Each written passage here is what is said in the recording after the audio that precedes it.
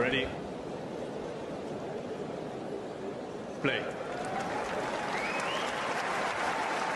Is Pegula playing the best tennis of her career? No, I don't think so. I think it's probably her spirit that has seen her through a lot today rather than necessarily an absolute burst of form. Sabalenka, I think, is coming into some pretty good form. Probably her best match was today against Jasmine Paolini of the tournament. I think her runs this year, of course, she won a title in Brisbane at the beginning of the year. She then gets to the final in Australia. She gets to the final in Indian Wells and now the final in Miami. So it's been an extremely solid year. But since that Brisbane title, no title, and there's been no big title yet. And there's been a few narrow, heartbreaking losses. I mean, really just 1 or 2 points either way in those two finals in Indian Wells. Against Mira Andreeva, where she wins the first set comfortably. A point or two more again in that match against Madison Keys, and maybe she's in a deciding set tiebreak, and who knows, maybe she retains her Australian Open crown for the third time. So those two defeats actually really did hurt Aryna, and we saw the racket smash after that final loss in Australia, and we saw how disappointed she was after the loss in Indian Wells. In fact, in between, of course, those two tournaments, she had a really sort of underwhelming Middle Eastern swing. But she did sort of say that she was still suffering from a bit of a hangover from Australia. And by the time she arrived in North America, you could see that she was knuckling down and raring to go. And it's kind of surprising that she's never been beyond the quarterfinals in Miami before, because I do think these courts suit her well. Let's have a look at the head-to-head between Pegula and Sabalenka. So the head-to-head is very much favouring Aryna Sabalenka 6-2. Their first meeting came in Cincinnati, by the way, but there was Cincinnati in 2020, the sort of COVID Cincinnati that was held at the US Open grounds in New York. That match went the way of Pegula in 3 sets. Then they played at Roland Garros, the winter Roland Garros, also a COVID-affected tournament with very sparse crowds. Sabalenka winning that one in straight sets. That was in a first round. They're not going to be meeting in first rounds anymore anytime soon, I think, with their high rankings. Of course, Pegula currently ranked 4, and Sabalenka strengthening her position at number 1 with this run to the final in Miami. Sabalenka then won again in Madrid, and Madrid is very much Sabalenka's domain, as we know. Rome, also on clay. Sabalenka, I think probably more the fact that just Pegula probably struggles on that surface in Rome 2022, so that went the way of Sabalenka. Then we had the WTA finals in 2022, Sabalenka winning that one before Pegula a year later at the WTA finals got some sort of revenge in 2023. But then the last two that both came in finals in Cincinnati and in the US Open, both straight sets wins for Aryna Sabalenka. Remember as well that that final at the US Open last year, Sabalenka's team were quietly confident about a final against Pegula.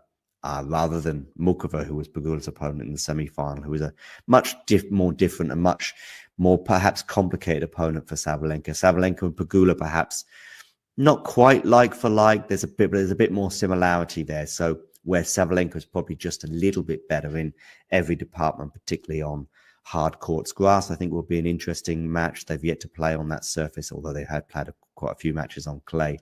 And, of course, hard courts. Yeah, 8 matches in all and 6 going the way of Aryna Sabalenka.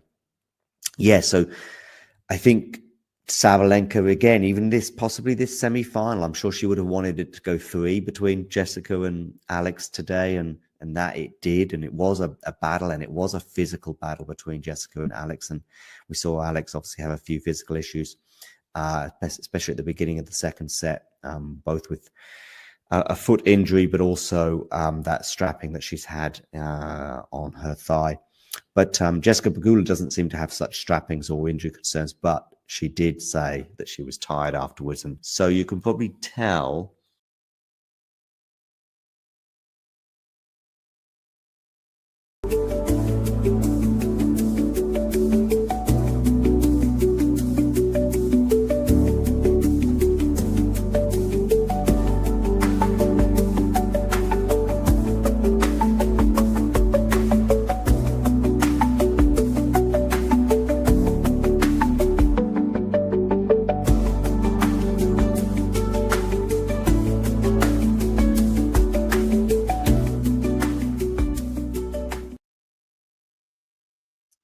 Good evening, everybody, and welcome to what is the live stream. I should hopefully have comrades alongside me at some point, but that will come up very soon.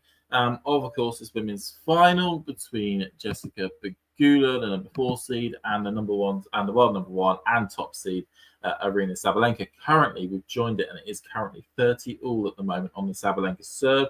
Pegula making a bit of a good start on Sabalenka's serve, getting up to love 30, but Sabalenka's just sort of eked her way back. Good to see you in the chat, Jake. You will, don't worry, have Nick at some point.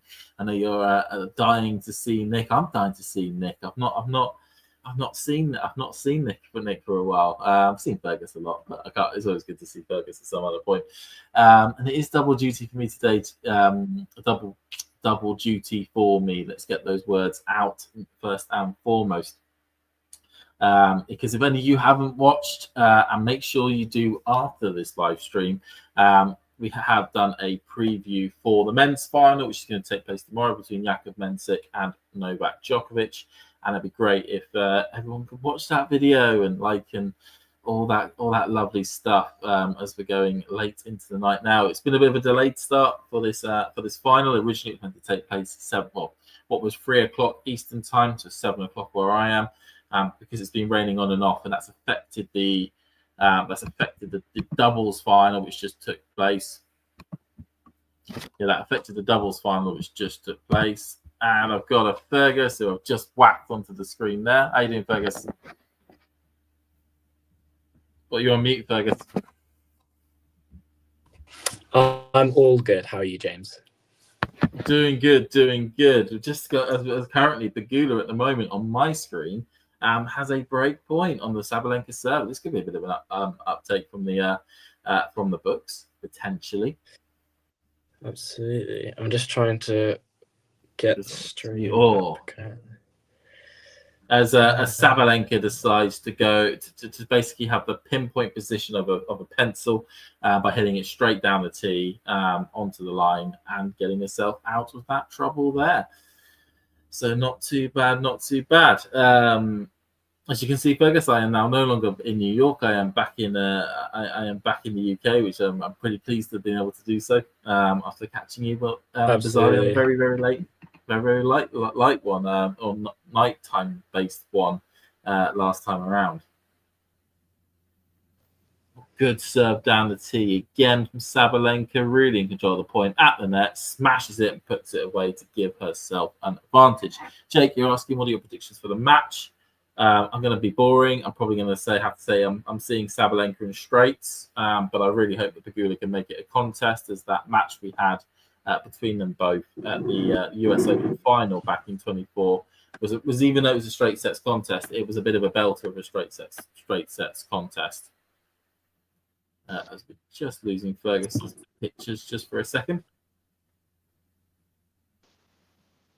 It'd be good to know, Jake, what your predictions could be for this final, as Aryna Sabalenka has won the first service game there to get herself off the board. I think the big question here, Fergus, is what do you think will come first, the end of this match or so many rain delays? It's annoying that the weather's been pretty much perfect, and then we've waited until finals weekend for the rain to arrive. I mean, it's tough. I think Sabalenka's just so dominant on this sort of surface that it's tough to look past her. But again, US Open was a fantastic match. Pegula obviously led in that second set in a sort of Sabalenka, and it was seesaw, and then Sabalenka managed to get it done in that second set. But yeah, hopefully it's a great contest, and yeah, I'm hoping that Pegula can make one of these sets really, really close and maybe take one her way. I'm actually struggling to find a stream at the moment because Sky is being very frustrating with me. Are you watching is it on an iPad or is it on Sky Go laptop or Now TV? It's on my phone on Sky. Okay. Yeah, it's not playing with a tab. Have you got Sky Go on your phone? Yeah. I'm gonna have to use that because it's not as fast I recommend as the Sky Sports app. No, it's not. But it's because I kept refreshing the app page and it wasn't really popping up. So I had to use the Sky. Yeah, that's what I've got. That's what I've got now. Use the Sky Go feature. Yeah, That just 3 does a break little points bit. for Sabalenka immediately off the bat. And you're already quite far ahead. Also quite high. You're ahead of me already. As I'm only on love 30. There we go, love 40. I'll quieten myself down. Just gone back You a always bit. seem you always seem to have this very quick stream you end up watching. Yeah, well, the scorecard on our screens has unfortunately just ruined this game for us. So yeah, I've simply two. Oh, that was just that is power on power. I'm doing my classic thing where I've got like a games case cover, which I usually put in front of my screen to hide the score. Yeah, too big from Sabalenka. Right? Is that a metaphor for things to come? Yeah, we'll see. I mean, this is a fantastic start from Sabalenka, but it's tough to see how Pegula's gonna work her way into this match. I mean, it's something that she needed a fast start here. It's so important to start fast against Sabalenka or someone like Rebecca or Swiatek or people like that. And if you don't get that fast start, it could quickly slip away from you. But yeah, Pegula wins the first point on the Sabalenka serve, though, so good return. Okay, ball in the air. Oh yeah, I mean that's just a. Oh no, that was the second serve.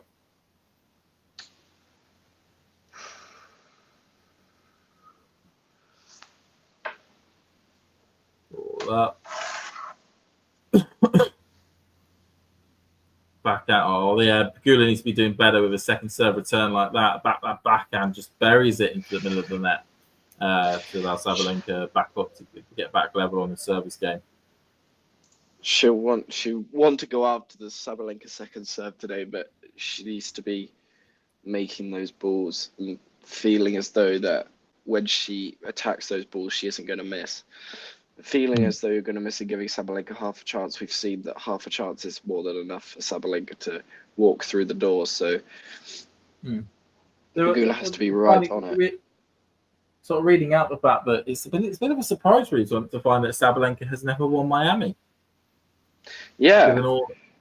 Given all her hardcourt pedigree, I would have thought this tournament would have at least been won at some point in the recent past. Yeah, absolutely. You would have thought so, but it's just not been the happiest of hunting grounds for her. But we'll see. Pegula with a half chance here. Yeah, it's currently on my screen 50-30 up. Sabalenka goes down the tee. Forehand by Pegula, backhand by Sabalenka, backhand by Pegula. Going across all with a bad backhand attempt to go up the line there by Sabalenka gives Jessica Pegula 2 break back points. You know what they always say, it's never a break until you consolidate.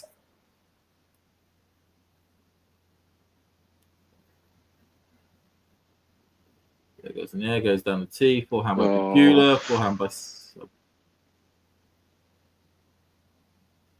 Oh, that's just that drop shot was so poor. It didn't even. It just only just about got over the service line. Never mind the getting to the net. Didn't get enough of that from Pegula.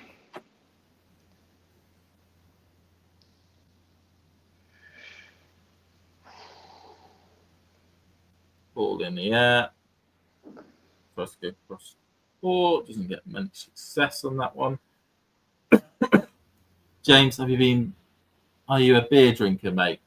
I do drink different types of beer. I think at the moment I've got a bit of a cold that's coming on. If my voice sounds a little bit more rougher, as a saying. But like all sorts of things, IPAs, ales. whole job lot. Backhand, forehand at the line by Sabalenka. Oh, goes across the court. Open efforts for Pegula. Perfect cross court winner there by Pegula. Gives her a game and gets the match back level. It's good to see that everyone's in the stands. I like you even Looks more pretty now, windy Jake. there today. Wonder Does a if, bit, doesn't it? Yeah, I wonder if that's going to play a factor. But Pegula getting back on level terms immediately after Sabalenka broke early on. It's good to see. Good to see that Sabalenka didn't run away with it early on. No, the last thing we want is, certainly for a final, for it to be an absolute whitewash. And we know that some Sabalenka matches can end up being like that, which is not always fun for the audience members that paid a lot of money for this ticket. Yeah, it was. Finals like that are a bit disappointing, especially slam finals that end up being a bit of a whitewash. Yeah, you can say that again. All that money and all that hype towards one sort of match, and Yeah. just one player absolutely demolishes another.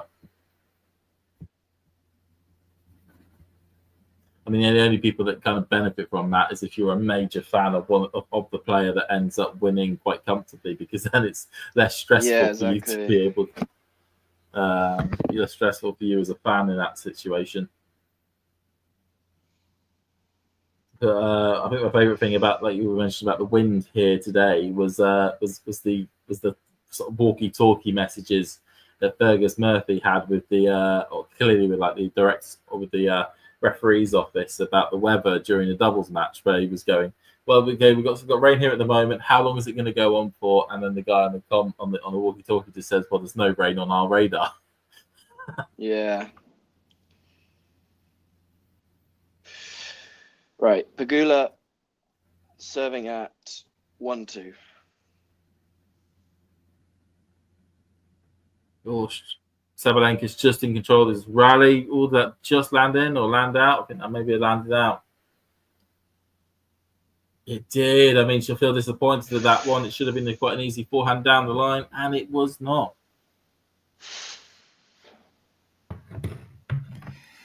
What up, team? We're joined by Nick. Hey, Nick. Don't sound so surprised. I'm not surprised. I'm pleasantly not pleasantly surprised.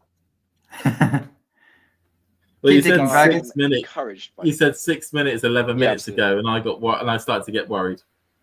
Well, there you go. I think the traffic kind of screwed me on that one.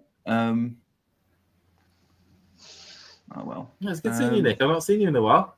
It's Yeah, been a it while has been a since I've while. done one of these. I think the last commentary I did was the Australian Open final. Oh, wow. Yeah. That is a while ago. A lot has happened since then.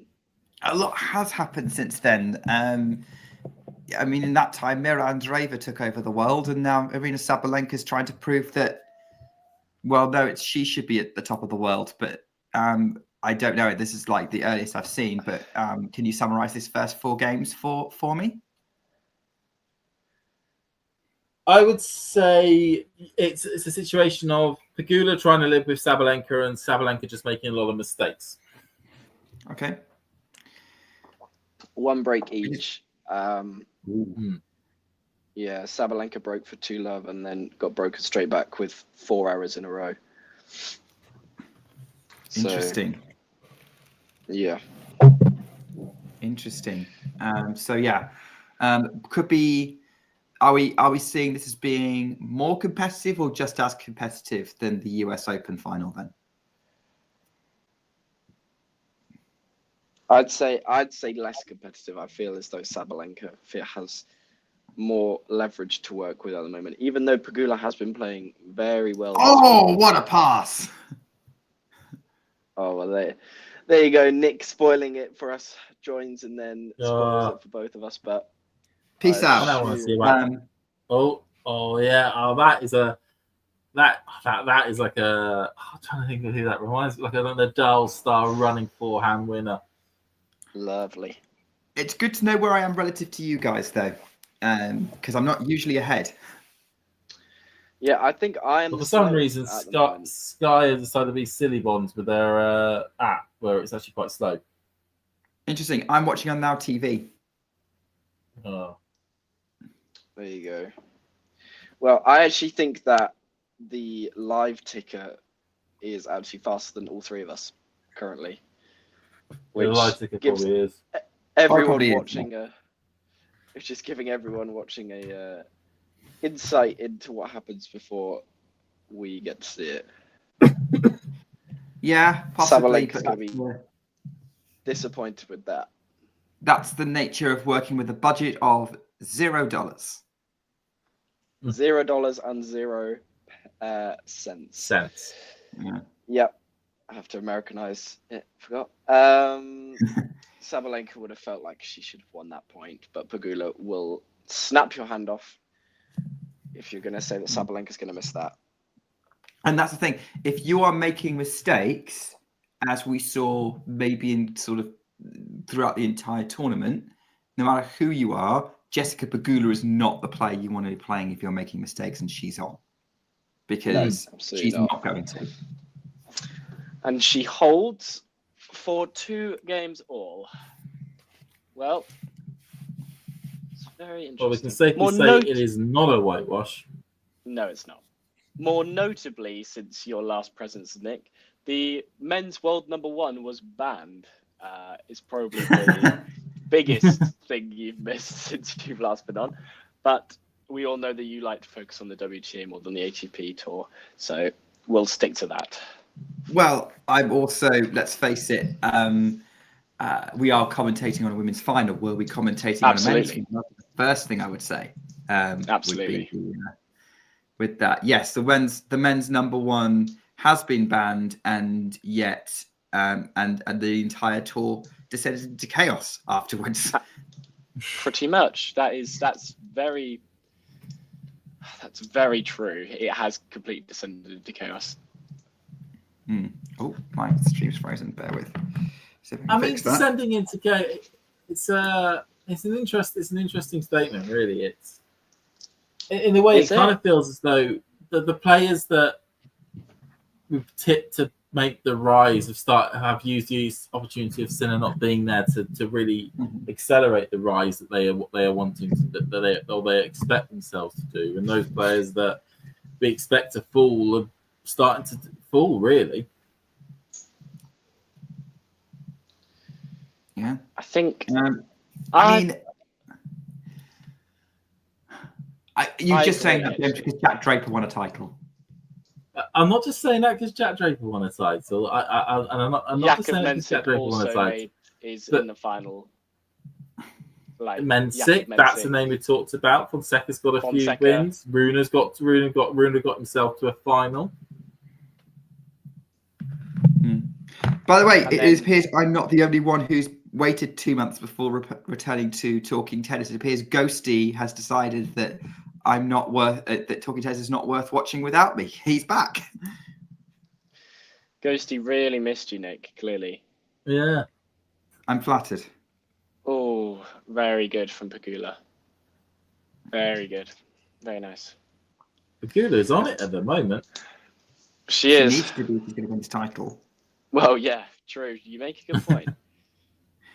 I mean, Miami, I think, is the title that kind of she's been knocking out the door of for the last few years, because she's always kind of been in the mix and then losing to a good player here. But she seems to she's historically liked these conditions. And the serving from Sabalenka isn't exactly sparkling at the moment. Ghosty just confirming your theory there, Nick. Well, I'm flattered. But I have to say there are he's missed out on a lot of great insights from the rest of the team. Oh, okay, my stream's back and we have a development. Oh, that was rough. That was rough from Sabalenka's losing it there. Why did you hit a forehand that rashly? All you had to do was get it in. That's not great from Sabalenka. Do you want me to spoil what happens next? It's not happened for me yet, but we'll find out whether Pegula breaks or not. Let's not get spoilery here, Nick. Well, I mean, if you don't even know, then none of us know at this current moment. Well, we're I now waiting. know. Oh, you now know. Well, You now know. you know, I'm gonna predict that Pegula does break, and the live ticker has just spoiled it for us. But you know, Thanks for that, Fergus. I'm just trying to enjoy a your good screen's tennis covered. match here. That's my fault. That is my fault. Yeah, I'm smart. All right. Okay. I've just seen the outcome of the point. I've seen how Pegula breaks. Yeah. Those of you in the live chat, Jake's telling us where we're at. Where are you in relation to us? Are you closer to the live ticker, to me, to James, or to Fergus? Well, everyone's miles away from me. Would What a love to- terrible forehand there. Jesus, it's all over the shot here from Sabalenka. Well, I don't think many people saw that coming. From 2-love down to 3-2 up, Pegula breaks to lead the first set of the Miami Open final. It's chaos. It's chaos. This is what we love. This is what we love about the WTA. It's chaos. This is WTA heritage. I mean, I wouldn't say. Well, I guess it depends because if Alex Ayala won it, then it'd be chaos. Jessica Pegula. Yeah. No, I'm not talking about who's winning it. I'm talking about the style of tennis. It's not. It's if you looked at how often someone in a match of tennis, I'm surprised those flags broke, got allowed into and the then stands. their opposition broke twice in a row. How often that happens in the men's game compared to the women's game? I feel as though I would be surprised if there's a majority in the men's game towards the women's game. Probably true, but I think that makes the women's game more exciting because you never know which way that's going to go. Whereas I never said chaos was a bad thing. Break in the men's game, then it's kind of a foregone conclusion. Usually, chaos is a good thing, Nick. We like chaos. Good. Well, let's see what happens. So Jessica Pegula is now serving a break up, having been sort of serving from behind in the kind of in the previous games. Now needs to avoid getting broken again. And we start the match with Sabalenka actually going for a backhand and hitting a winner up the line. Ghosty, where's your stream relative to us? Are you with me? Are you with James? Are you with Fergus? Or are you with the live ticker and ahead of all of us? Well, imagine being American, you're probably ahead of all of us. I want to know is how am I so behind both you two? Yeah, I'm actually just behind you, James. The amount of money Sky. Yeah, you're like half a second, but the amount of money Sky steal from me, and they can't even give me an up-to-date stream. Don't know what's going on. Yeah, everyone seems to be kind of more in line with either. Well, Jake's in line with me. Matthew's in line with James, I would reckon. And it's about 10-second difference, right? Where we've got another attack coming up. Sabalenka's going to come in behind. Oh! Brilliant pass from Jessica Pegula. Oh, lovely. Here we go. Yes, Sabalenka came in behind the net to rush her, and Pegula was there to pick up the forehand on the run, scoops it. Oh, really good. I've just seen it. Yikes! Yeah, really nice. Yes, Sabalenka's making mistakes, but Pegula's kind of bringing it today. Absolutely, she is. She's playing very well. Oh, but she's giving Sabalenka some break-back points with that forehand into the net. You say that. This could be a bit of a scrappy set. How low both players had that rally cross court. Is it going to be 6 games, 4 breaks? I can't actually see the ticker because I've got my device over it. I can see that Pegula has saved the first one, but only because Sabalenka narrowly missed an inside-out backhand. And that's the thing. Sabalenka, it is all or nothing with her style of tennis. Here we go. Pegula serves. We've got Sabalenka going for the line. Pegula's having to scramble that. Can Sabalenka finish? She does. 4 breaks in 6 games. Let's go. And as James says, yes, I am also surprised those flags were allowed in. In the context of anyone who's not watching the match, somehow the people sitting behind Jessica Pegula all have Belarusian flags.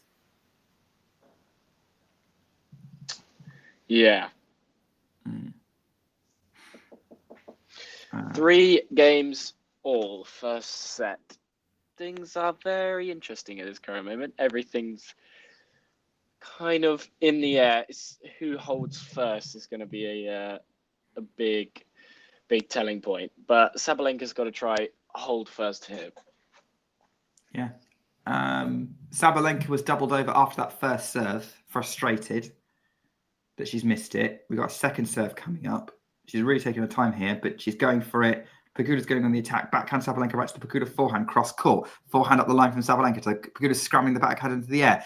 Sabalenka waits for it to bounce, attacks the forehand, puts it into the open court. First point to her.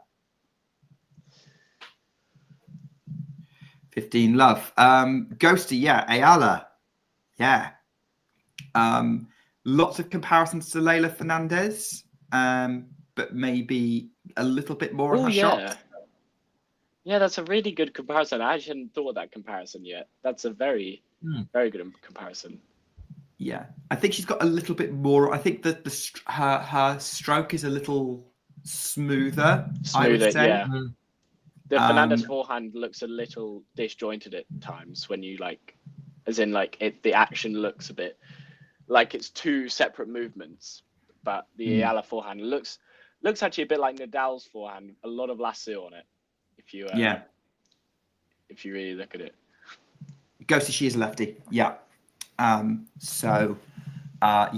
say certainly. I think the big thing with Aryna is she has absolutely no fear whatsoever, and I think that's going to serve her well throughout her whole career, because she just basically was not intimidated by anyone she was facing in the entire thing, and she just went for every single return.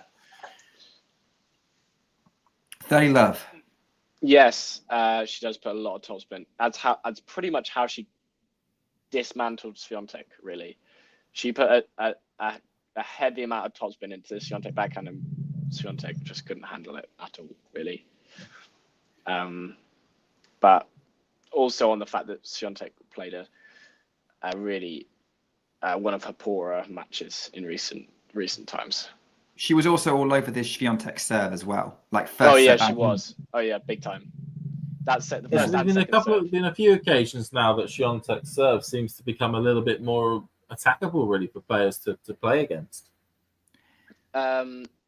Swiatek won 23% of her second serve points in that match against Yala. So, I mean, if that doesn't show you what sort of performance it was, then I don't know what it will. But Sabalenka holds very comfortably, 4-3, love hold, 4-3 on serve in this first set. I mean, I'm curious, Nick, thinking about Iga, and I don't want to echo into what you may end up talking about in the weekly show, but are we to panic at all, or are we to worry? You think about? No, definitely not. No. If you were to grade Swiatek's year compared to the rest of the tour, you give it an A, or an A minus. If you were to grade it compared to her previous performances at this point in the year, you give it a B. She's not going out at any points that are concerning in terms of she's getting to quarterfinals minimum. She's getting results that you would expect from a top 10 player, if not higher, on average. And she's losing to pretty strong players on the whole, including Ayala, who looks like she's a special talent. So, no, definitely not. I would say that I think people panic about it because people are always comparing Iga to what she can produce. Is she performing below her capability? Maybe. But this is getting into what we're getting into on the weekly show. But I don't think it's worth panicking about. I think it's only worth panicking about if she's struggling to get even past the round of 16. No, that seems fair. I mean, I've seen a stat somewhere that says that she's won more games of any WTA player this year, but it's just been a situation of losing in those, as you said, those quarters and those semi-finals. Her win percentage is still pretty good, as it always has been. I mean, same thing to you. Like, are we pressing the panic button about Sabalenka, given she's not won a big trophy yet this year? She's won Brisbane, but that's a 500. I mean, I would say no on that one, just simply down to the fact she's got to the final of the Aussie Open, the final of Windy and Wells, and now the final of Miami. Yeah. I mean, okay, she would like to convert at least one of those three. Certainly, probably all three of, in Sabalenka's case, she probably wants to convert all three of them into actual titles. But when it comes to the top players that go really deep in the Australian Open, we kind of disregard what the results end up being in Doha and Dubai, because they tend to be quite tired at that stage, and trying to run into an 1,000 event at that stage is usually a bit of a fruitless task.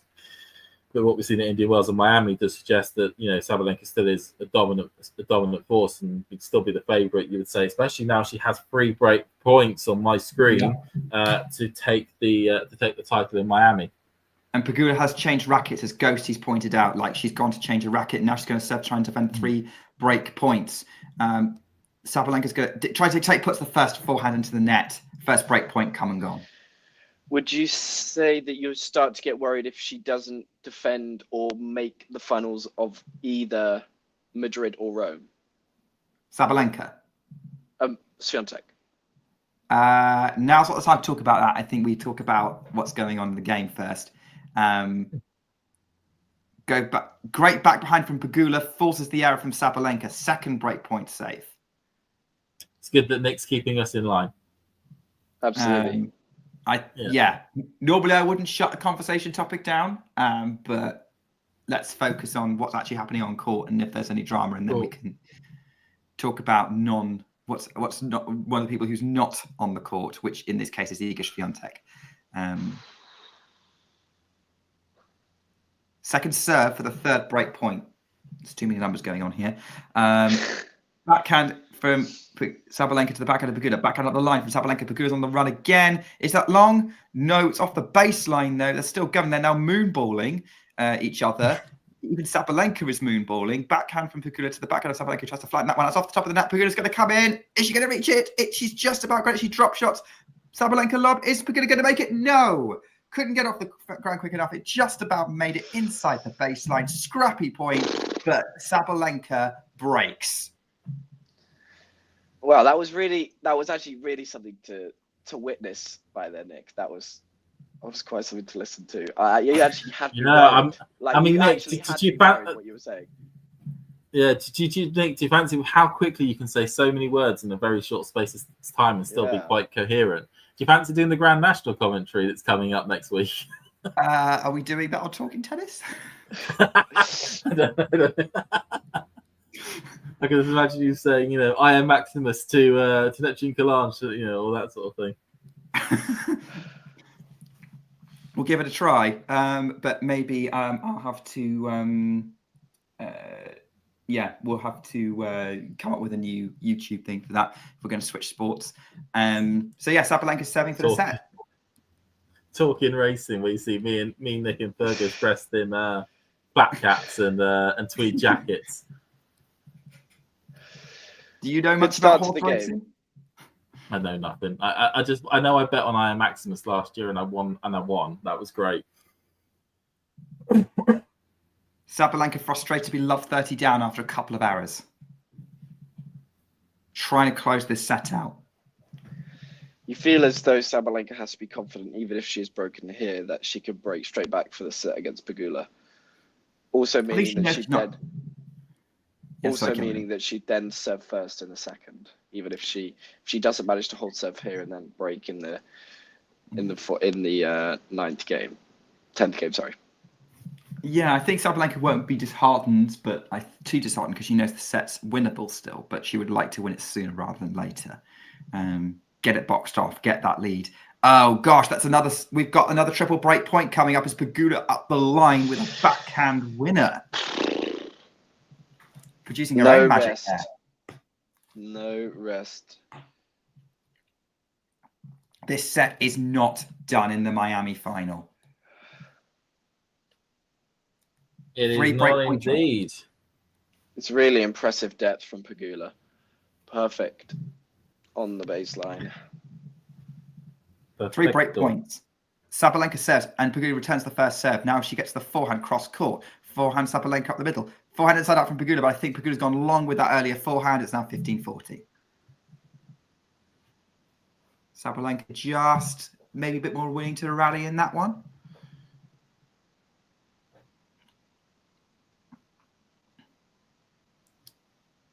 Second break point, 15-40. Serve from Sabalenka out wide. Forehand in play from Pegula short. Sabalenka goes in the attack. Pegula's there. Just like I told her, Aryna's at the net. Oh, she nets the pickup. Aryna was right in the middle of the court. The ball was at her feet and she tried to lift it over the net and it didn't work. It's gone into the net and Pegula breaks straight back. This first set goes on, guys. That was a bit of a silly error from Aryna, right, Fergus? She was too early on it, as in she tried, the pickup was definitely makeable, but she lifted the racket too early and it almost hit the frame and just there was not enough distance on the lift. It was more height and it wasn't enough. So the set goes on, but Sabalenka will feel as though she can get this done on the Pegula serve, having broken her 3 out of the 4 time. Having broken her all but 1 time that Pegula has been there to serve. Just to go back to a couple of questions we suspended. So Ghosty had a question earlier about whether Iga Swiatek is playing in Charleston. No, she's not. The top 2 seeds in Charleston are Jessica Pegula and Madison Keys. And then Fergus, you had a question earlier about sort of the clay. I think, yeah, the clay performance is really going to be where Swiatek's true state is going to be decided, because yeah, she's not making finals and not competing for titles there. That's where things are going to be worried. But she's going to get worried because if she's not performing on her prime surface, then she has questions to answer.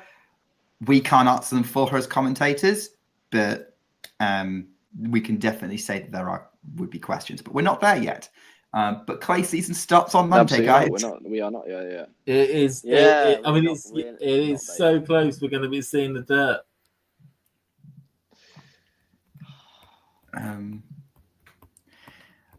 Which male player is the Pegula player? I used to think Andrei Rublev, but I think she's a lot more stable than Rublev. But kind of that consistent hitter type. Guess you could say Medvedev.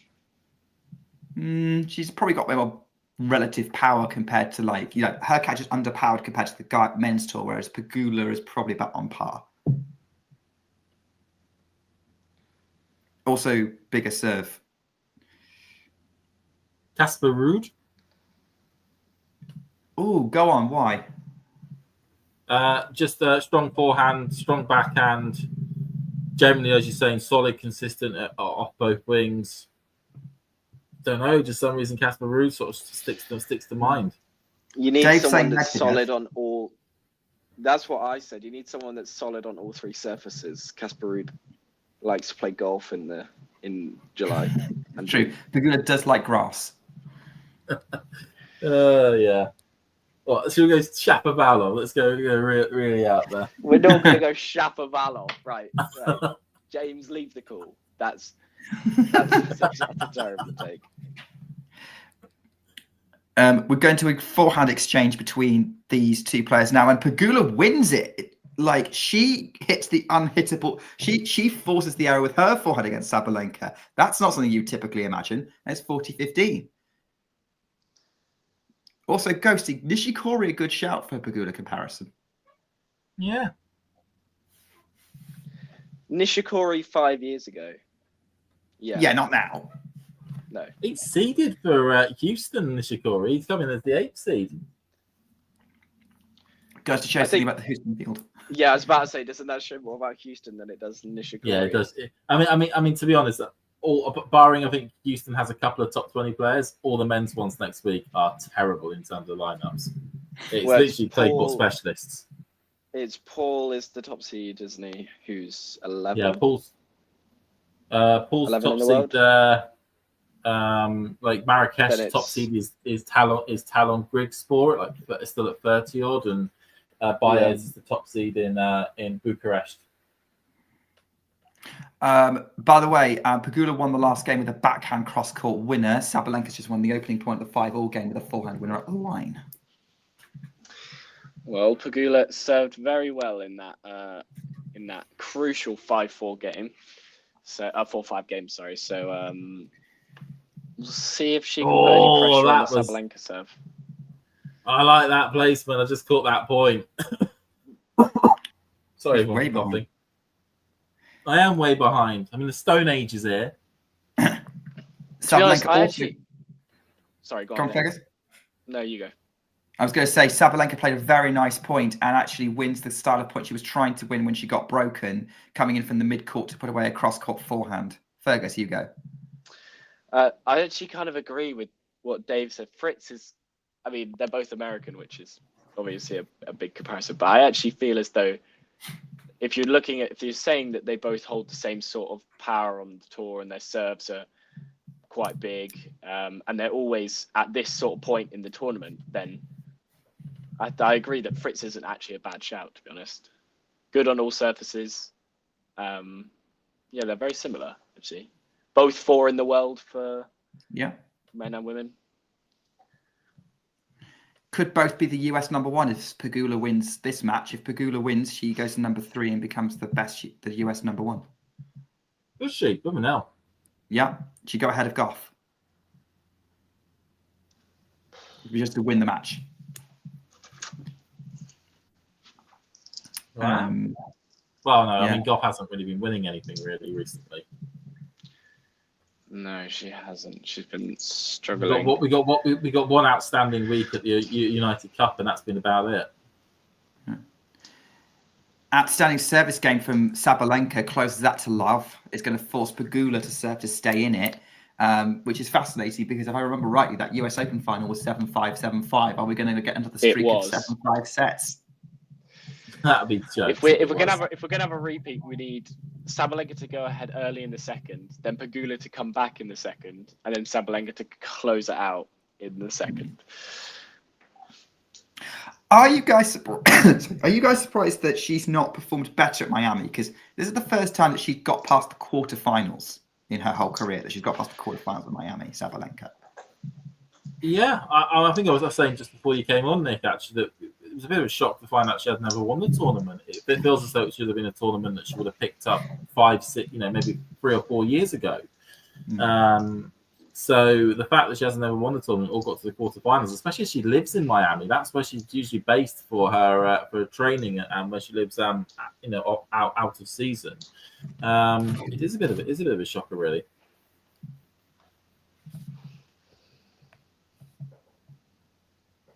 Yeah, it's not what I would typically expect.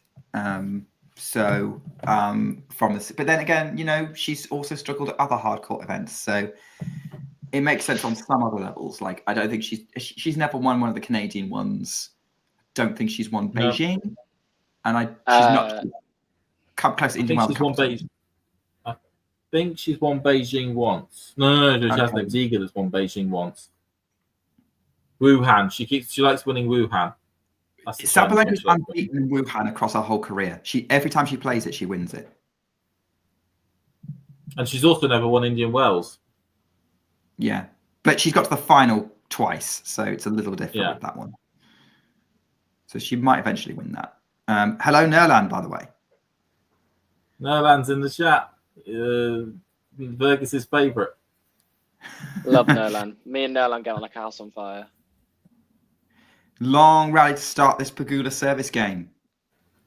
Forehand inside up from Pegula. What Fergus doesn't tell you is that Nerland has set that house on fire for them to get on like a house on fire. By the way, Sabalenka drop shot at the end of a long rally wins her that point. Love 15. 3 points from the set. The 7-5 streak is on. I was about to say it feels as though Oh, It could be this. It could be like this 7-5, 7-5. It's close, and then Sabalenka even if she just gets this first point of the game, it's so crucial. That's Sabalenka drops. Oh my word! That is a screaming forehand winner on the stretch for Aryna Sabalenka. Love 30. I'm about to see that happen. She I has am played too. 2 sublime points. Oh yes. It's big.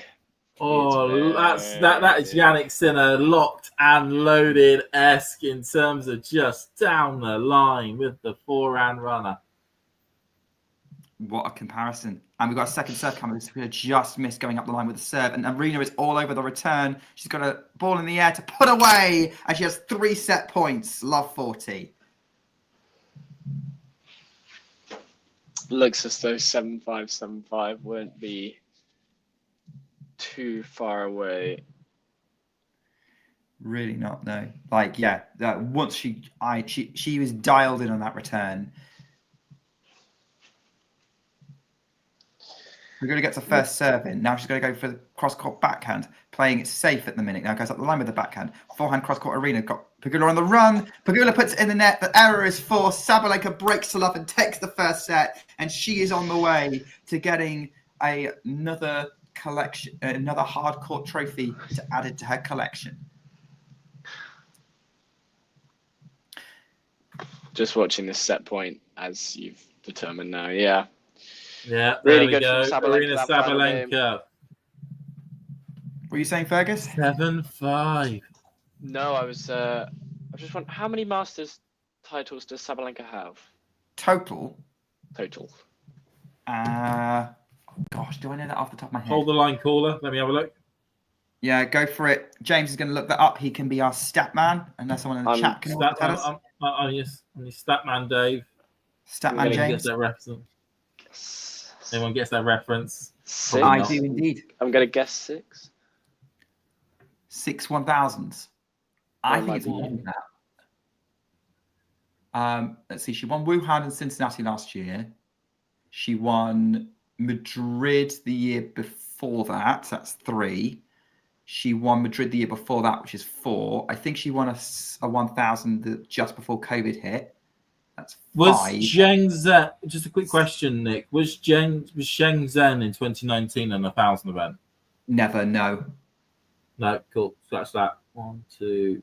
Was So Doha in 7. 2020 an 1,000? Yeah, Sorry? it should have been. Doha should be, should cool. have been, yeah.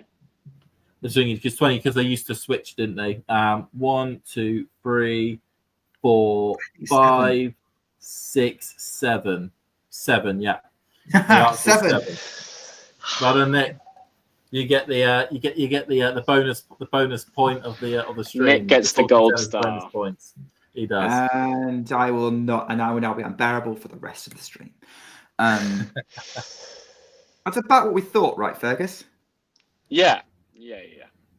I think I don't really know what Pegula has to do in this set differently to outcome a different result. I feel as though Iala's 19, isn't she? 19 goes to 19, yeah, she'll turn 20 in May. Yeah. Pegula, it seemed as though there was a lot of there were no juices. The first game of the match was a juice, and that was it. There were no juices whatsoever. The rest of them were very simple games either way. There was no real stretch or pressure either side that was continuous. Interesting. Yeah, it was a very scrappy set. It was very strange. A lot of breaks. You feel as though with Sabalenka serving first in this one, it's just gonna be even more critical for Pegula to somehow break early here to set down a marker. Checking something. I'm looking up something, by the way, guys. No worries. Okay. Yeah, I was right. Sabalenka has not dropped a set this tournament. Nope, she hasn't. You are correct. Yeah, 6-3, 6-love against Tomova, 6-1 against Rusa, Rusa then retired, 6-4, 6-4 against Collins, 6-2, 7-5 against Zheng Qinwen, 6-2, 6-2 against Paolini, and then 7-5 against Jessica Pegula. So, yeah, tough draw. Seems to be coming through it well. Yeah, if she How many this. Pegula? How many's Pegula dropped? 4? No, 3. Yeah, Pegula, I definitely dropped 2. One to Raducanu, one to Ayala. I can't actually remember. I'm banking that she dropped 1. Oh no, it might have been the 2. Yeah, I'm just checking this now. I think it's just the 2. Obviously 3 now. But let's have a look at this. Pegula. Here we go. So beat Power in straights. Dropped a set to Kalinskaya. Hey, I told you it was 3. Yeah, you're right. Well done, Fergus. So yeah, this is her 4th set dropped. Early break point for Pegula. Oh, interesting. Yeah, still a little streaky from Sabalenka. Yeah. Oh, it was a good rescue Oh there. my word. Oh, that's So lovely. good. That is lovely. Great point from Pegula, doing what she does best there. Turning defense into attack.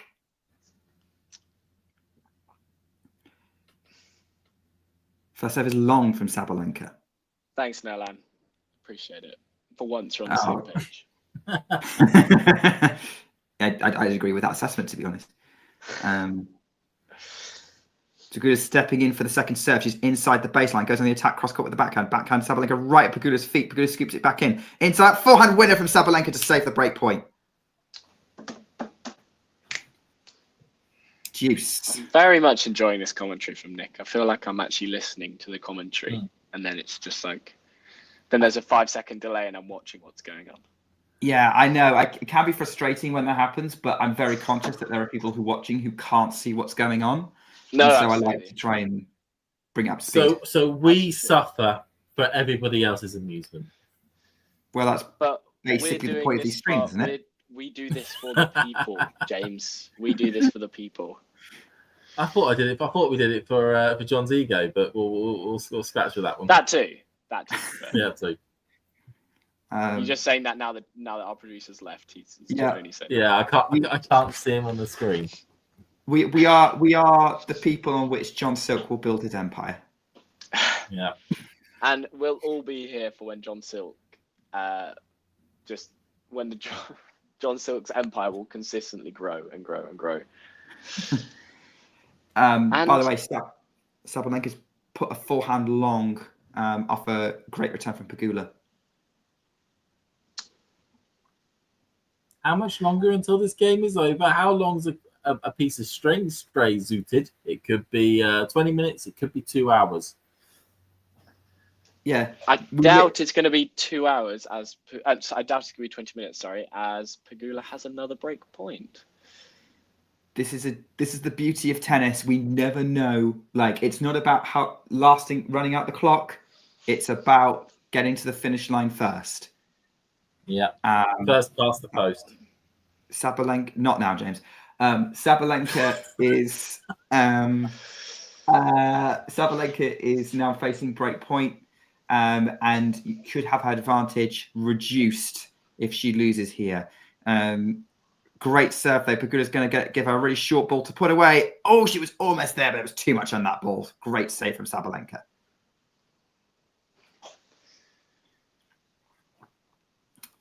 So yeah, if you want to find out what happens, stick with us.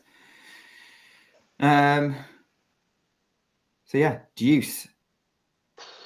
Oh, what is that now? Yeah. Sabalenka's come up with the serves when needed. Absolutely, she has. I mean, I'm impressed. Pegula's getting rackets on those first serves though. They're going back in. I know.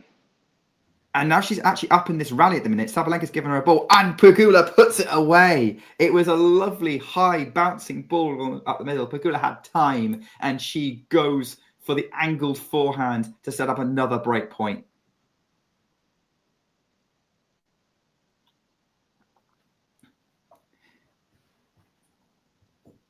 Interesting. Really nice from Pegula. The live ticker has spoiled it for us, how that point ends. Well, I can't see it. I'm going to assume it's a break. But Neither of you can see it, but I can. So I'm staying ahead whilst also being behind. I'm playing both sides of the story for the guys. Oh, that's just cleared the net from Pegula, who goes up the line with a great backhand winner. She breaks. She's up in this set. For Silk's Empire, indeed. We do many things for Silk's Empire. The Silk Road is long and treacherous. Lovely Historical from reference. Pegula. Please tell me somebody gets that. I do. Lovely from Pegula. Yeah. Now, question is, can she hold on though? Because Sabalenka's definitely putting under pressure on her That's serve. a whole nother scenario, Nick, and we'll I find can't- out. And the I beauty can't is see we'll find Pegula out very holding- soon. I can't see Pegula holding for 6 service games. Not unless Sabalenka goes off the ball on return, or Pegula is really prepared for the returns that come at her.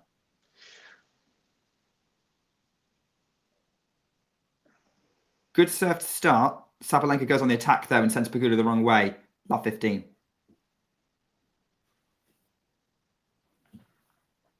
Mixing metaphors from different commentaries there.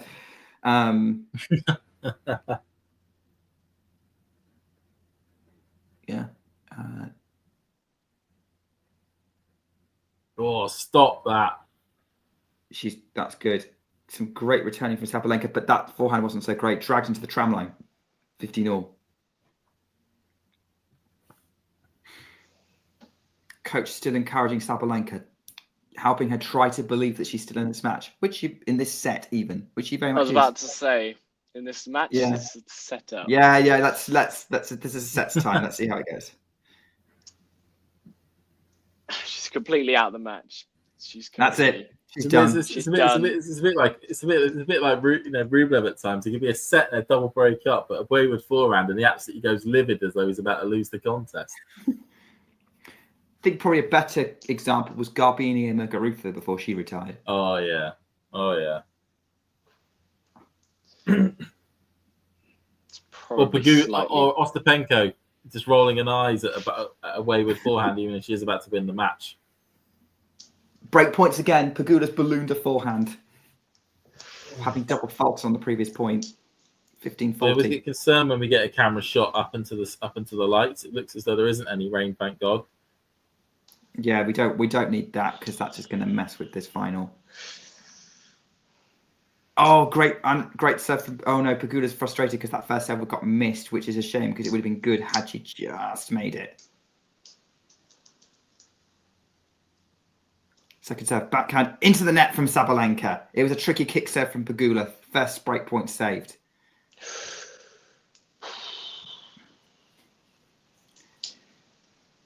Really on 1 hour on the match clock. This has been a tough old match. Oh, yeah. Oh, Sabalenka struck it wide. Sabalenka absolutely went nuts on that backhand return, dragged it into the tram lines. Juice. Well, I mean, if Pegula can hold here, just gives her some breathing room on the scoreboard. I'd agree with that. Sabalenka's so often known for just putting those away like they're nothing, those sorts of backhands. Yeah, I thought that was a winner all over it until it missed. I thought it was a scorching winner and then it didn't hit the line.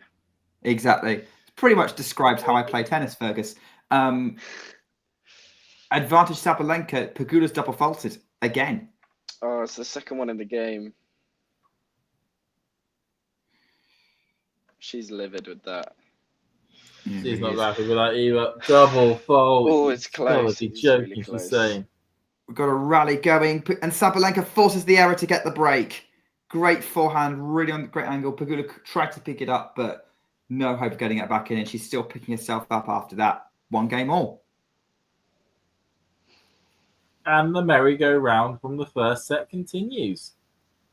Absolutely, it did. It's a battle of who can hold serve. Yeah. It is a battle of It's a who bit can like hold serve. It's a bit like wheelchair tennis, where it's actually harder to hold serve than it is actually to break your opponent. Unless you're Alfie Hewitt. It's because Alfie Hewitt's just amazing. He is, yeah. He is fantastic, Alfie. Yeah. Alfie. Can you tell where all 3 of us are from?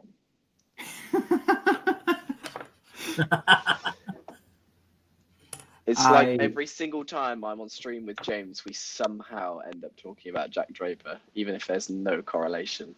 James. I'm sure James will be flattered with the comparison. You're about to say. James could be on with Damien and he'd move on to Jack Draper. Yeah.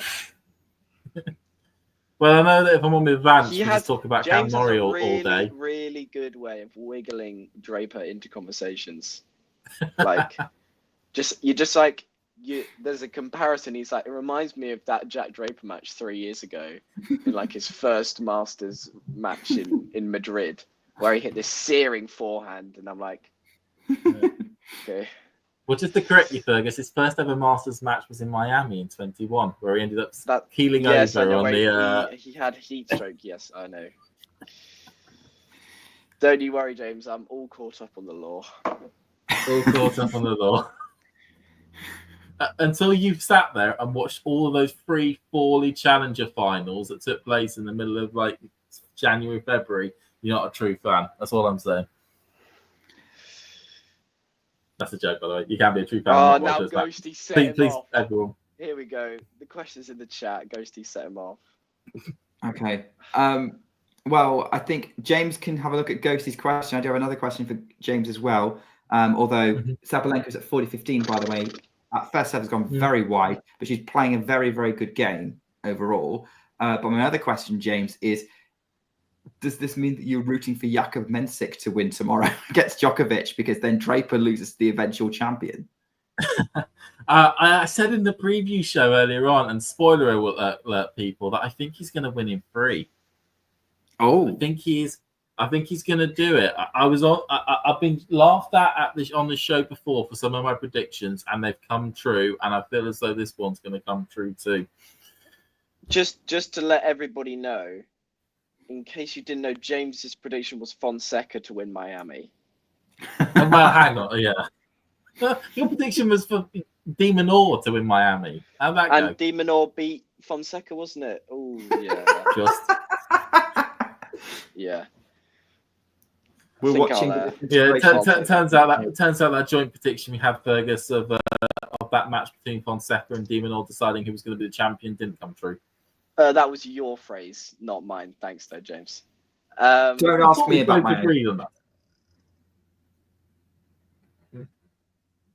Don't ask me about my predictions. What did you? I'm gonna say you thought it was gonna be. Did you say Medvedev? I didn't actually predict a men's. Oh, okay. Women's. Did you go Andreeva to do the Sunshine Double? No. You go Rebecca. Worst. I went for Rebecca. Yeah, of course you did. Jesus. I thought you did. I thought it was her time, and then Aisling Kruger showed up, and I was like, okay, never mind. Not her time. Oh jeez. Oh Jesus. Do you think Draper could do better than Mauve? I mean, I don't know. It's gonna be. I don't know. I think we're gonna have to see what Draper's. I think in about 3-4 years we might have Draper's prime, and then we'll see how many tournaments he's won in 3 or 4 years, and then we'll go from there. So come back to me in 3 years. I do think, and I know I'm going to get laughed at for saying this, I do think he will win a slam. If it's only one, that could end up. Well, I said that Draper was going to be world number 6 on a preview for the year show, and I got laughed at quite hysterically by both Damien and Banch at the same time. So I'm just double checking on that one. Murray has 43. Yeah, I mean the numbers. I mean, let's also make sure we remember put what Murray and the big three did in a big box of this never really happens in tennis, of players being so consistent for so long at all the big events. So, if he gets anywhere near that, he has had a phenomenal season, a phenomenal career. Fergus is reacting to Pegula making an error and it's love 30. It's looking very much under pressure at the minute. She's now continuing to pressure. Drop shot from Sabalenka. Pegula's going to try and get there, puts it in the net, love 40, and this set is already trending heavily towards Sabalenka. Yeah, it is indeed. I don't think it's a crazy statement to say that Draper's going to win Slam, but I think near Murray is a stretch. Even though for my assessment for university, I wrote how Draper will be just as successful as Murray. I wrote university lecturers. I love that one. That sounds like an interesting. I would quite like to read that one, to be honest, Fergus. You will not get your hands on it, James. We're focusing on Sabalenka Sabalenka with 3 break points. Well, it's first one she's put into the net on the return, and she's put another forehand into the net for the second. First serve. Joe James? I was saying, it sounds a lot more interesting what you've written there, Focus, than what I did in my university undergraduate thingies, because I wrote about the resilience of tourists and about resilience of residents and tourism. Yeah. Well, the Miami tourists might be enjoying this one, hopefully, as we're getting to it. Oh my word! What a twist! Is he? Oh yeah, she's backhand into the net. Sabalenka, she's errors on all 3 break points.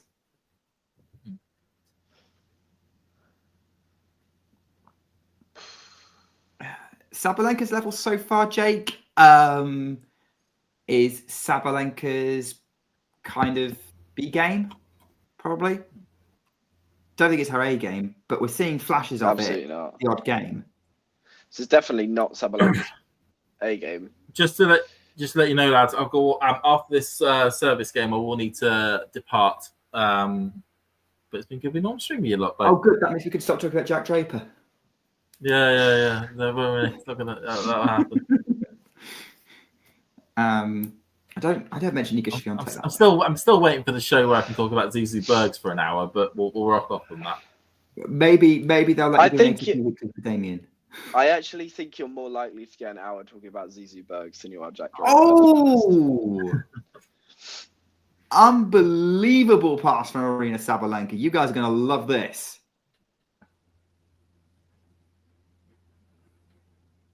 Fantastic angle on that forehand.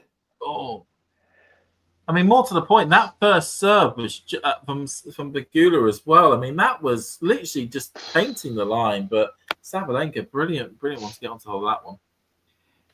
They're currently keeping this rally in the middle of the court. Sabalenka goes for the inside-out winner. Advantage Sabalenka. You could tell that, if anything, we're going to pull the trigger, it's going to be Sabalenka, and that's a dangerous game for Pegula to play. You do not play chicken with the Sabalenka forehand. Yeah, that is playing chicken. That's just a bit too passive. You need to, you cannot give that. Oh, she lost the dampener. Yeah, she's throwing the racket a little bit. Backhand to backhand rally now. Sabalenka gets the mid-court ball, hits the winner away. She breaks for 3-1. There we go. And I suspect my prediction before I leave is Sabalenka's going to see this through in straights. Good seeing you, you lads, and I'll see you later on. See you, James. Cheers. Well, I feel as though that is. I mean, it's a long way back for Pegula now. I would agree with that assessment. it's Nadal Medvedev kind of territory right now. We're getting to this sort of time where Pegula has to win this next game. Has to. Otherwise, there's little chance. It's just the pace that Sabalenka could produce off both wings and depth from nearly any position in the court is so hard to contend with if you're not hitting your spots, and if you're giving her short balls to deal with. Giving her middle of the court balls. Yeah, you're giving middle of the court balls. These are the balls that her hitting partner gives her on a daily basis, and she just swats them away with her eyes closed. Like you can't do that. I wouldn't say Sabalenka's a great mover, but I feel as though it's definitely not her strongest. Oh, you are gonna love this next point, Fergus, because Don't tell me who's by. Don't tell me who's by. Don't tell me who's by. I want to see. I will say it's a brilliant dig from the winner. The Sabalenka forehand's bigger, I'd say, than Keys. Yeah. Keys can be up there. Ooh, very nice from Pegula. Exactly how she needs to start this fifth game. I wouldn't say that Keys is. Keys' saw a stat that she was hitting her forehand. I saw a stat that her forehand MPH was like her forehand speeds were faster than the guys. Yes. No. What was it in the US Open Australia last year? No, it was also the US Open last year. Her forehand was hitting bigger than I think it was some of the. I think it was like 80% of the guys. Like she was hitting like bigger forehands. But does that mean Sabalenka has a bigger one? No, I was talking about Sabalenka there from the US Open last year. Her forehand was being hit bigger than like 80%. Yeah, because Keys' Australian Open forehand was sort of similar sort of stat.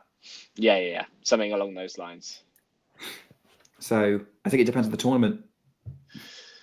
Yeah, conditions, tournament. Well, Pegula's going to be really, really disappointed with that. She did so well to keep herself with the point, and then slice drifted long. Ace from Sabalenka. That's a good question. How do you think Andreeva Pegula would look? Long rallies. I think Andreeva would be one of the few people who could probably outmaneuver Pegula. And I think Pegula would, like, her ability to redirect would probably frustrate Andreeva at first, and Andreeva would figure it out.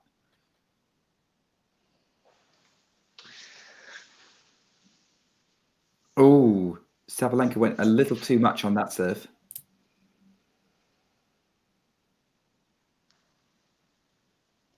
So,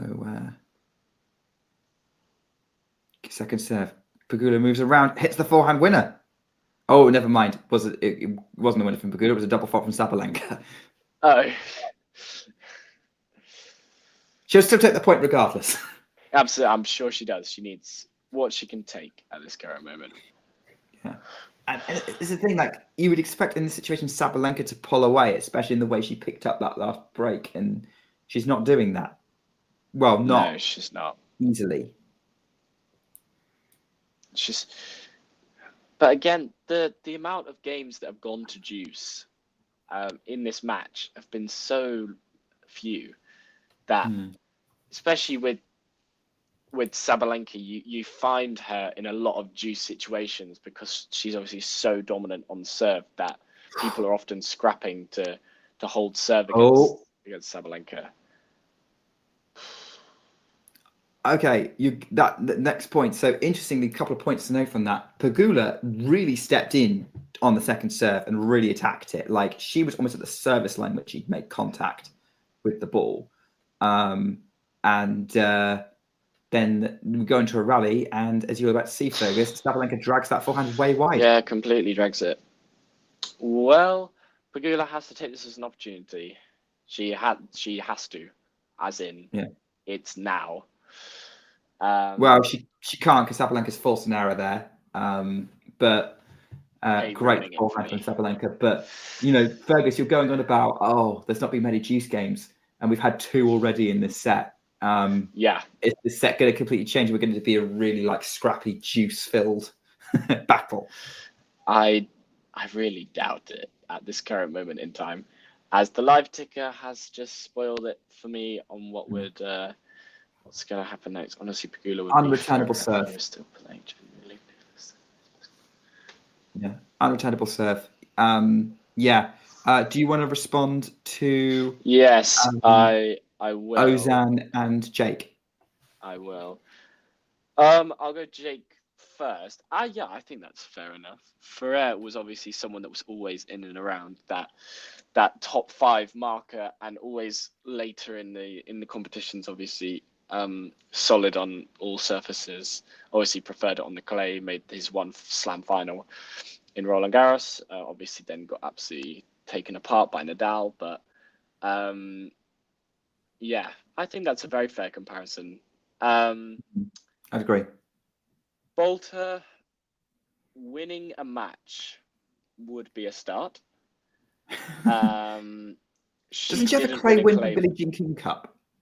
She did. She beat Clara Burrell 7-5, 6-love, which actually in hindsight is actually a very good result. She then went on to lose to Shramkova in Rome, and I can't remember in Madrid, and then she lost to Badosa first round of Roland Garros in 3. Which Shramkova, given how well she did in Rome, and Badosa in general, those aren't necessarily bad losses. No, I wouldn't say that, but obviously this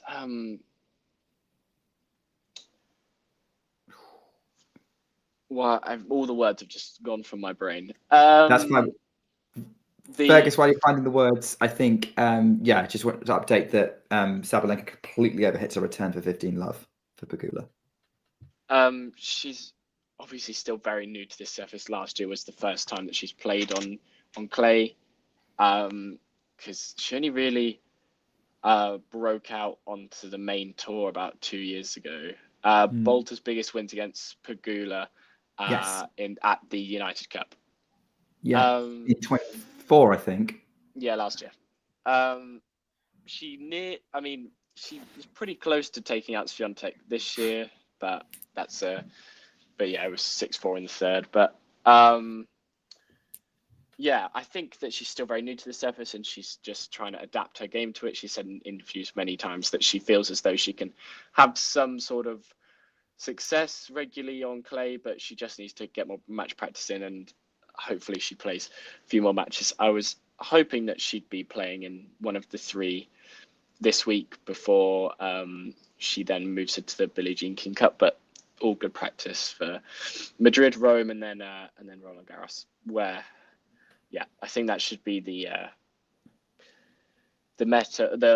sort of memo for all Brits, because we just don't really like the clay, do we? Apart from Draper's a pretty okay clay court player, but apart from that, I think we've got Sonai. Is it Sonai Kartal who's all right on clay as well? No, great shot from Pegula to close that game out. I don't Brilliant know if rescue. Kartal's ever played on clay, but Fran Jones is. Fran Jones, that was it. Is a very cool clay court player. Yes, because she grew up on the Spanish clay courts. So, and she's creeping up towards that top 100 mark, but we'll see if that happens. That's a great forehand from Pegula, 4-2. Yeah. Obviously, Nick pointed that out about 10 seconds ago, and then it came up on my screen. So, but yeah.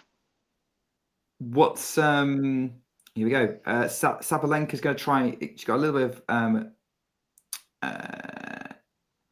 Sabalenka's going to try and close this out because a bit of pressure on to maintain this break advantage.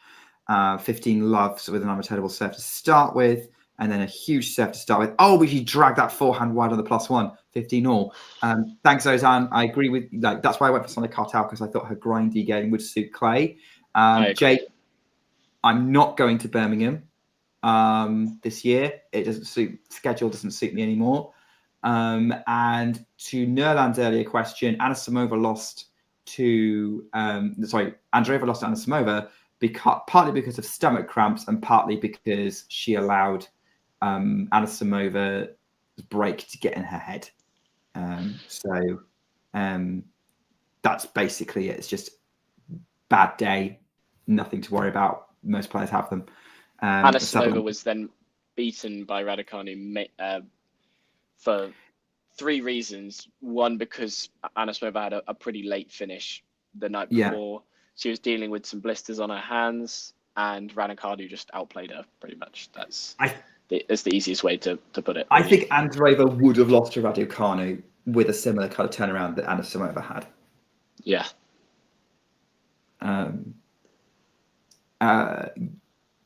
Ghosty, I don't think we know 100% on what caused it. It might be other things that could have caused it. But we're going back to the game now. 30-15, and it's an unreturnable serve for Sabalenka. But Pegula's frustrated because that was a second serve, and she was hoping that maybe she had to go purchase on that. But you get the feeling that if this was to go to 5-2, it's the one break, but it does feel like then this is just it's a seriously long way back with Sabalenka's return game. Bad food. Ghosty, we're not in Acapulco, so I doubt it. I doubt it's bad food. Yeah. Here we go. Oh, good backhand from Sabalenka to the slice of Pegula. They're trading backhands. Backhand up the line from Sabalenka. Pegula redirects. Forehand cross-court winner from Sabalenka. She played it into the Sabalenka forehand. Sabalenka had time, and she played it to perfection. She is 1 game away from winning her first big trophy of 2025.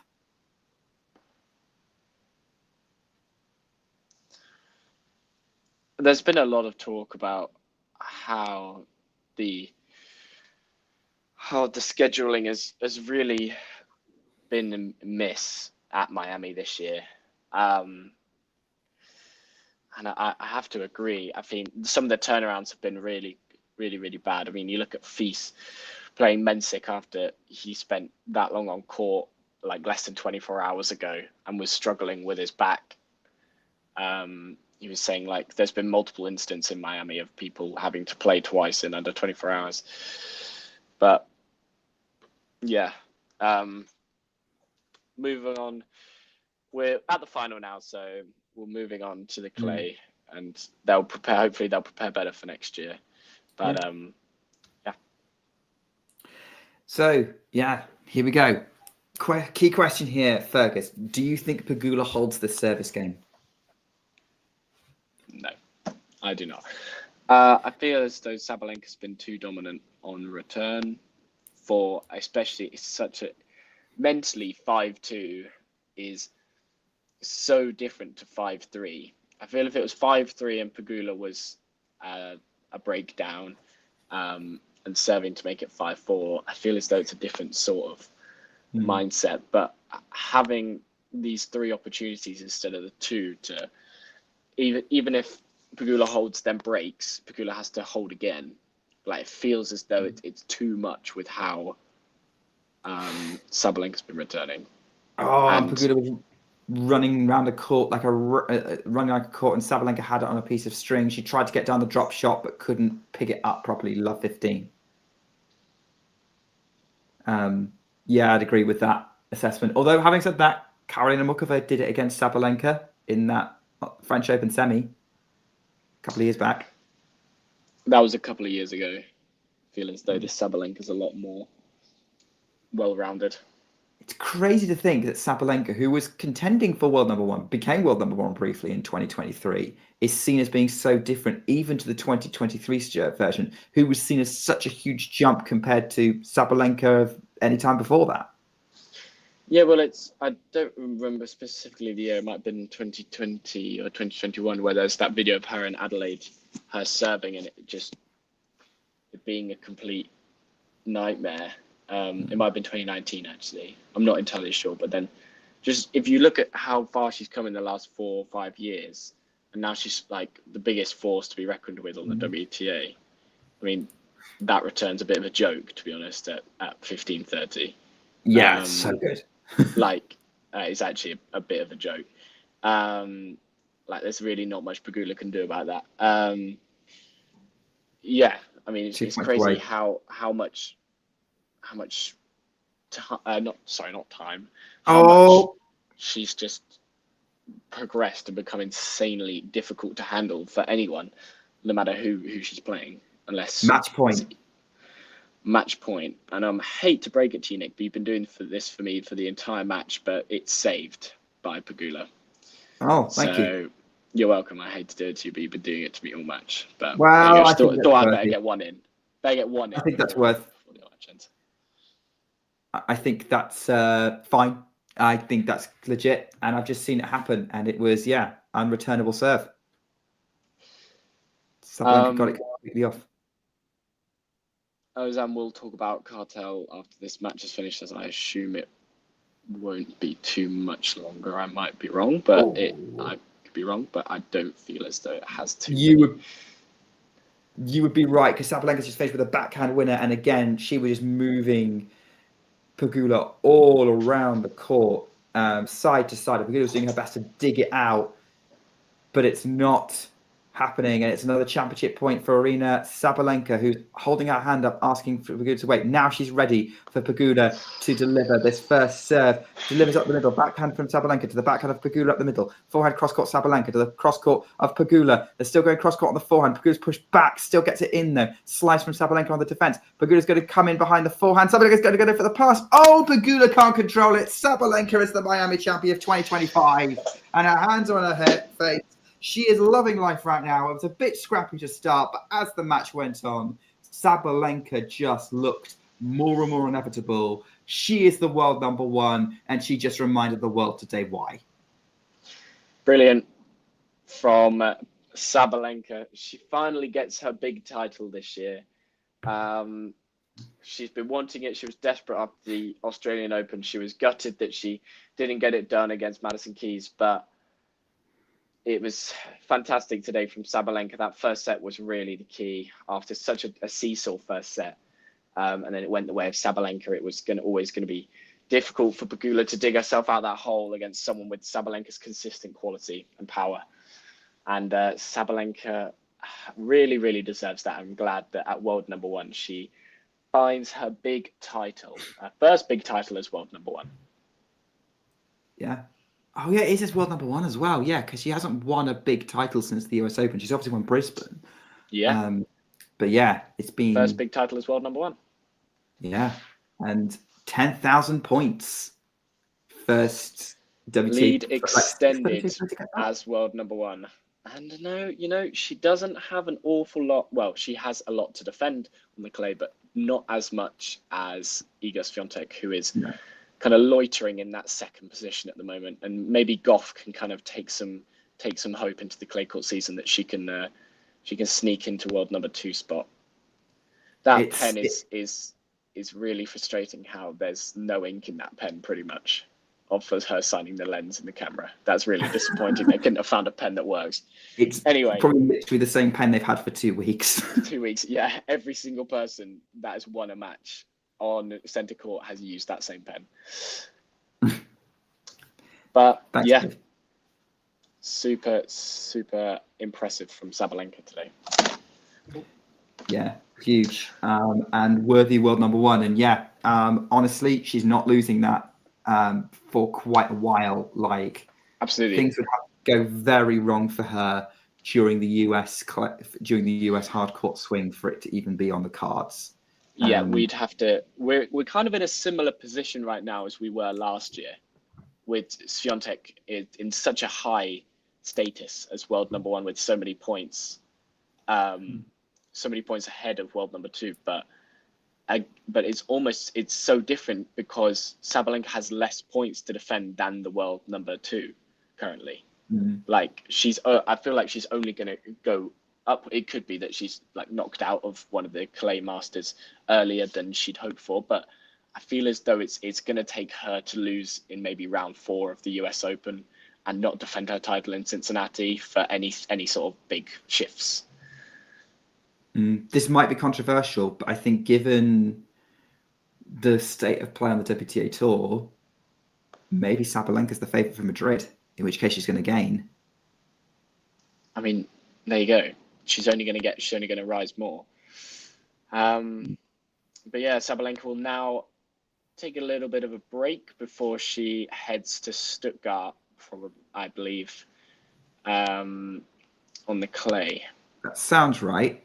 I believe so. Sabalenka. Oh, I think the top three are. I don't think Goff's playing in Stuttgart. But yeah, I'm not sure if Goff's playing. Swiatek, and Sabalenka are playing in Stuttgart, I believe. Hang on. I'm just looking at the. Whilst Nick does that, I'm gonna talk about Sonic Cartel because Ozan asked me. Yeah, Cartel ranked 60th in the world. Means that she'll be main draw of all the Masters. So she's down from Madrid and Rome. She's well within the ranking bubble, and then she'll be absolutely fine for these big tournaments for the rest of the year. Hopefully, obviously I don't think she has any experience on the clay, but I think her game should suit it. But yeah. All right, here's the Stuttgart entry list, and that's where the next big WTA event is happening. Obviously, well, Charleston, I feel like that's not insult Charleston, which is next week. But lineup, Stuttgart lineup is stacked. It's Aryna Sabalenka, Iga Swiatek, Coco Gauff is playing Fergus, Jessica Pegula, Mira Andreeva, Jasmine Paolini, Jean-Chin Wen, Emma Navarro, Paula Badosa, Deanna Schneider, Danielle Collins, Barbora Krejcikova, provided she's still fit, Beatrice Haddad-Meyer, Donna Vekic, Ekaterina Alexandrova, Ludmila Samsonova, Clara Towson, Yelena Ostapenko, Magdalena Freck, Elise Mertens, and then wildcards Eva Lees, Lara Siegmund, Tatiana Maria, and Hule Niemeyer. Is that 9 out of the 10 top 10? I believe so. Yeah, no, 8 because Rebecca's not there. Yeah. Rebecca and Keys are not there. Yeah. Wow. I mean, that's pretty stacked. If Stuttgart is always stacked. I love Stuttgart. It's always stacked. I love the fields it gets. I love the atmosphere there. It's like a tournament I'd love to go see for as long as it's still getting these top WTA players. It feels like what the WTA finals should be. Yeah. And it would always be interesting to see if I don't know, maybe one day we'll have an opportunity, have a time where the WTA and the ATP tour finals will be played on clay, maybe an indoor clay surface, maybe, but that's a very rogue shout. And but maybe one day it'll be that they play indoor on the clay, but that's a big. Most of the indoor clay events happen very early on in the clay season. Yeah, Stuttgart, Rouen are both indoors, and then on the ATP tour, I don't think there are any on the ATP tour. No. I think indoor clay as I think it's a tricky thing to do because as soon as you do it, you kind of wonder if it's being done to favor certain players. Like 10 years ago, if the ATP did it, everyone was like, well, you're doing it to try and favor Rafa. And if you're doing it now, you're doing it to favor Iga. Yeah, exactly. Or for the guy. Well, I mean, it'd be interesting for the guys if he have Zverev and Alcaraz, but yeah. Anyway, that's completely. This is beyond the scope. Thoughts on Pegula's performance today? Like, is it just she literally there was nothing she could do? How do you think she's going to kind of come away from today and from this tournament? It was tough today for Pegula. I felt as though she didn't do a huge amount wrong. I feel as though she was slightly too passive. If she could take anything away from it, I feel as though she could have been a bit more aggressive all around. But I feel as though she clearly had a game plan and she stuck to it and she stuck to her guns. But I felt as though it just wasn't enough. Sabalenka sort of just found that extra gear right at the end there to just sort of push it beyond Pegula's level. And but I think she can take lots of credit from how she's played this week. She's really battled. I mean, she had two long, a really long quarterfinal and a long semi-final. She played two of the best matches of the week. Yeah, exactly. I mean, against Raducanu and then Iala, those were two brilliant matches to watch. Really high quality matches as well. So maybe that she came in maybe not 100%, but yeah, I don't think she can be too upset with how she played in that final. She was just beaten by the better player. Yeah, exactly. And let's face it, Sabalenka was just better than everyone this week, right? She didn't drop a set on the way to the title. She's broken her duck in Miami. I guess has normal service been resumed when it comes to Sabalenka's season, or was it ever not there? I don't know. I feel as though it's a bit more like some more normal services resumed. There was kind of like a little patch where everyone was kind of like, okay, well, Sabalenka's not unbeatable at the moment. Like she has an off day, and someone has like a searingly like hot day, then there's a chance that something could happen. But I feel as though she's now proved why she's world number one. She's obviously never won a big title as world number one, and now she's kind of like been like, okay, now I've got over that hurdle. Now I can crack on with being world number one and really extend my lead at the top of the rankings and stay there for as long as possible. Because I have no doubts that Iga will come back firing on all cylinders, trying to hunt down trying to make sure she defends as many points as possible. Yeah. She can make up a few points in Stuttgart, but then she really has to knuckle down for Rome, Madrid, and France, which I have no doubt that she will. Yeah, she will, because she's that much of a competitor. Coco Gauff, she's going to have a hot streak. She seems to do that every now and again. Keys, I'm interested to see like how much of a contender she remains. And you've got the ever-growing presence of Mira Andreeva. We'll see how long that takes for her to be in the mix on a regular basis. I'll be interested to see if, obviously, we don't know what the draw will be like because we're still nearly 2 months away. But come May, a French Open Andreeva-Swiatek final would be something to behold, I believe. That would probably be the best possible final. Although maybe a Swiatek-Sabalenka final at Roland Garros would be also quite interesting. I can't believe we still haven't had a Sabalenka-Swiatek Slam final yet. Hey, look, we still haven't. We still haven't had Alcaraz-Sinner Slam final yet. Guys, what are we doing? We're missing out on the best possible outcome. It's going to happen at the same time that we're going to have an Alcaraz-Sinner final and a Sabalenka-Swiatek final. I feel like the French Open could happen. Could also happen at the US Open. It could very easily happen at the. Yes, I think it actually might happen at the French Open. Sinner will still be world number one. Zverev has more points to defend before Roland Garros than Alcaraz does. Yeah. We could see, but we have to imagine that Sinner won't come out guns blazing after his ban. What about an Alcaraz Fonseca French Open final? If the final is, right? Can you imagine the state of Philip Charteris if the final is Fonseca Alcaraz? Like, people won't be able to hear themselves think in that stadium. It'll be that loud. The entirety of Brazil will fly over. It'll be like a football match. Spain on one side, decked out in red and yellow, and green and yellow on the other side. Honestly, I don't think anyone could do themselves think. Fonseca is giving Brazilians more to cheer for than their national football team at the minute. It feels a bit like it, actually. But as Ozan said, it is too early for Fonseca. He will not. Oh yeah, this is hyperbole at the minute. All right, back to the women. We've got sidetracked. Sabalenka-Swiatek final very much on the cards. Iga's not going anywhere, as you say. I guess we're on the clay now, and Sabalenka is a force on all surfaces. But particularly on hard. And I think closing out this phase of the hard courts feels very appropriate. We're celebrating a title for her. Fergus, do you have any final thoughts on this match and Sabalenka's performance?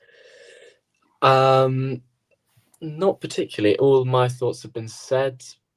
We will see you on the clay. Yeah. On Well, the dirt. Yes. Although, having said that, Oh, sorry. No, we won't. We'll see you tomorrow for the men's final. Yes. I just completely forgot that the men's final hasn't happened yet.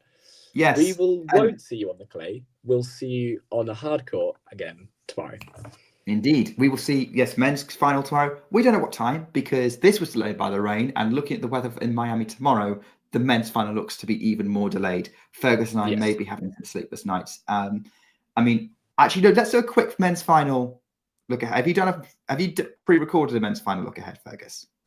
I haven't, but there is a recording of a men's preview by the channel. Okay, you haven't done one. Okay, cool. So what we're going to we're not going to step on their thunder too much, because proper preview is coming out. Stick around for that, and we're hoping there'll be a live stream to do a commentary for it between Jakub Mensik and Novak Djokovic. But Fergus, I want to hear your take on that match before it happens. I've been kind of like tossing and turning over this one. I mean, Mensik's been unreal this week. Like unreal. Like the amount of break points saved by aces or aces at 30 all, like on his server, have just been ridiculous. Like he's so cool under pressure. But I'm gonna go Djokovic in 2 tie breaks. Plainly because I just think this, as Ozan said, this 100th title's been eluding him for the whole of last year. And I just feel like it's time. This is probably his biggest chance as much as Mensik's been playing so well this week, I think this is probably his biggest chance that he's going to get for the rest of his career.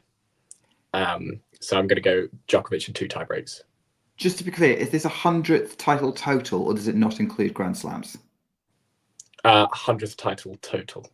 Okay, it includes the Olympics as well. Not the Olympics, but I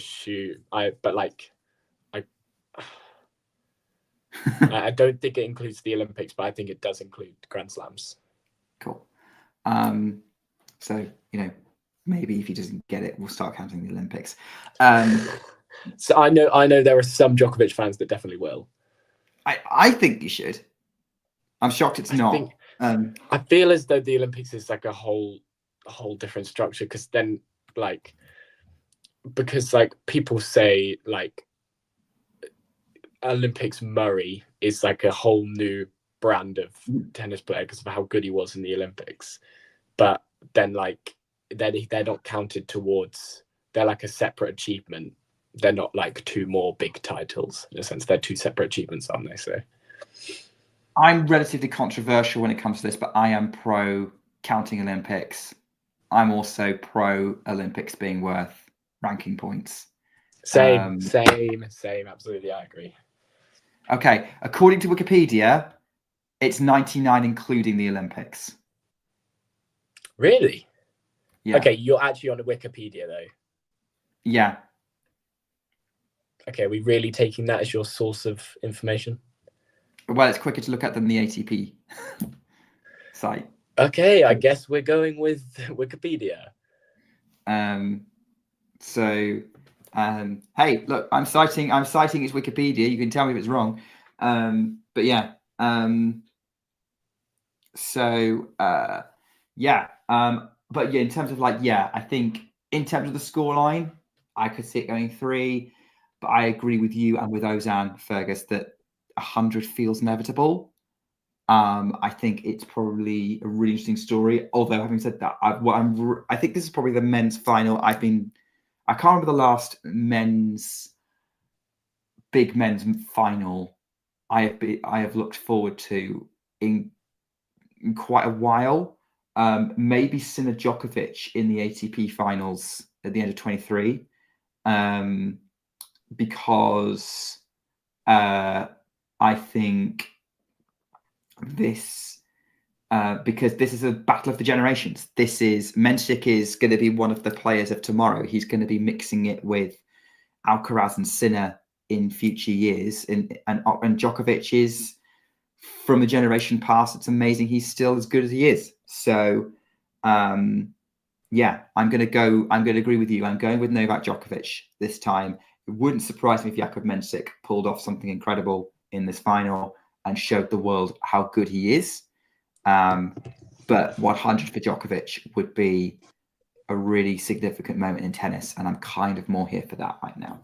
So that's what I'm going to go with. Yeah, I actually agree. I think this is the bigger picture here. Is Djokovic winning his 100th title. Mensik's going to have so many opportunities to win a Masters. I have no doubt that Mensik will win at the very least a singular Master. At the very least, for me, there is 4 big players of next generation, which are Sinner, Alcaraz, Fonseca, and Mensik. Those are the 4 big players are in the very small bubble of elite, and then obviously there are so many players that are like a fraction, like a half a step behind those 4. Those of your like Tien, Rune, Draper, like those sorts of players. But I just think at this moment in time, Djokovic seems to, when he really wants to step, like in these sorts of really huge moments, just like, no matter how big Mensik's serving, I have no doubts that Djokovic will just land it in the middle of the racket and it will scrape the line every single time. And Djokovic has been looking like the Djokovic of old, where he looks like he might be down, and then he says, "No, I'm not." Yeah, exactly. He's actually locked in for this tournament, which I haven't seen him this locked in for a tournament since the Olympics. No, That's absolutely. Maybe the Australian, Australian Open if he was fit. All right, that's your quick preview. Proper preview to come out on the channel. Live stream coming for you of that final, where we'll be doing watch along, and then we have ATP and WTA Weekly. We'll be just TBC on when there's going to come, but they will be coming out probably Monday at the latest to talk through all the stories that have happened, including Aryna Sabalenka lifting the Miami trophy, as I am seeing on my screen her posing for photos with that trophy. Congratulations to Sabalenka. What a way to round out Q1 of 2025. And I was very glad to do that with Fergus. Thanks for coming on. Thanks. Pleasure as always. And I might be on the final tomorrow, but if I'm not, I will see you all on the dirt. Fantastic. Well, I will probably see Fergus on the dirt. I'll see you all for WTA Weekly. But hey, whenever we meet again, in the meantime, take care and keep talking tennis.